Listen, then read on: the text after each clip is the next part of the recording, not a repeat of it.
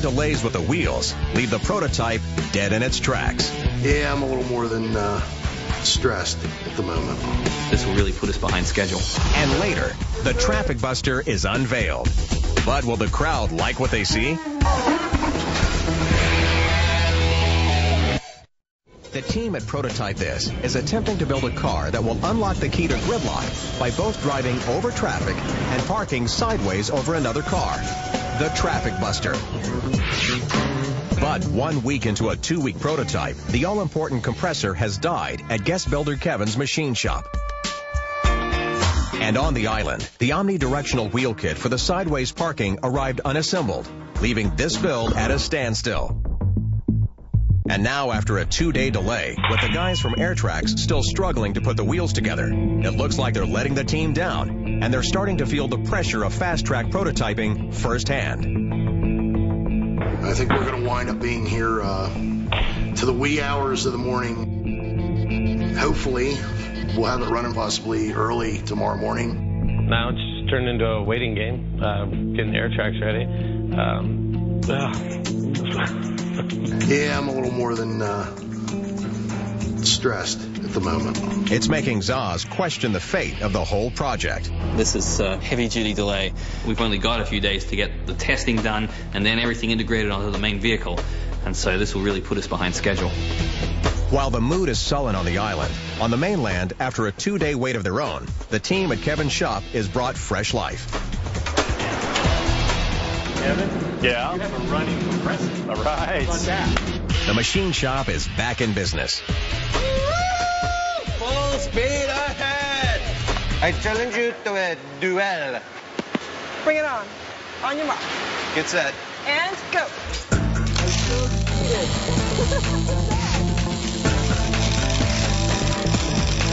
Hey, my welder doesn't work. I have a big hole in it. My shoes are untied. I can't do this. Done! Victory! With professionalism like that, by the end of the day, the high lifter's basic steel structure is taking shape. Our pin drops in like so.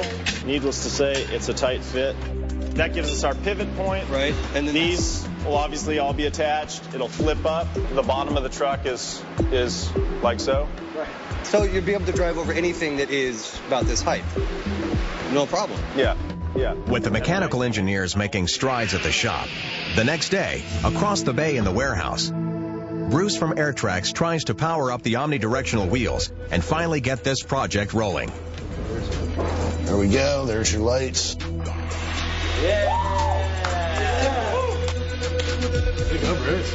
We got wheels spinning now, and now we just pass it off to Joe and Zaz, and we should have control of this thing in no time. But this temporary test frame needs a driver's seat, so Mike cannibalizes his office to create the world's first remote control couch. Everybody stand back. Don't do this at home. With the wheels working and cushy seats in place, the guys test the couch's manual control. You didn't have whiplash yet. Yeah. You're going to have a stop. There's a delay. Joe's using a video game controller to steer the omnidirectional wheels. Can I relax and take my hand off the kill switch now? No. Yeah. He's showing how the driver will make an escape in the traffic-busting truck when it's stuck in gridlock. You gotta run. Getting the hang of it takes a little time. No, back a little. Not a lot. But eventually, they get it down. So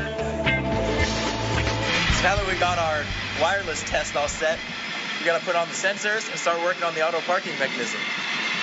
But first, I'm kind of hungry. I am too. Let's get something to eat. So they head out for a little fun with a successful couchmobile. Oh, watch out. There's something here, Joe. Yeah, we better go around. And end up at a favorite lunch spot. One chicken, please. Absolutely. Carry one chicken. How are you built this? We're using special wheels that are omnidirectional that can move in any direction we want. So we can move backwards, sideways, we can rotate. I mean, who thinks of these things? I tell you, my kid's going to want one of these. Is it going to be out for Christmas? Maybe. There you go. Thank you. Please come again. Bye, chicken. Have fun driving the sofa. See you later. Joe and Zaz's wireless control mechanism has passed its road test. But their biggest challenge is still to come, taking the driver out of the loop. Last week, they decided to use a combination of sensors at the go-kart track where Zaz did a blindfolded test drive. And with less than a week left in the build, now they're mounting the infrared, ultrasonic, and stereo camera sensors to see if the Omni couch can park itself. Today we've got a lot of work ahead of us still. We've got to mount our sensors. Joe and I have been working on the electronics and the software upstairs, written many hundreds of lines of code to get everything working. We want to have this thing be basically autonomously parking. Hit a button and hopefully by the end of today it'll just slide itself right in there between two other cars. But we know there's probably going to be some tweaking involved. The plus is on the right. And there's tweak number 1. They've lost power. I just shocked myself. Looks like a long day ahead on the island. Meanwhile, on the mainland, Spit all over you. the hydraulic cylinders have arrived.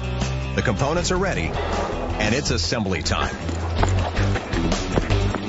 So let's make this thing straight and weld it up. Just drop way below. That's very bad.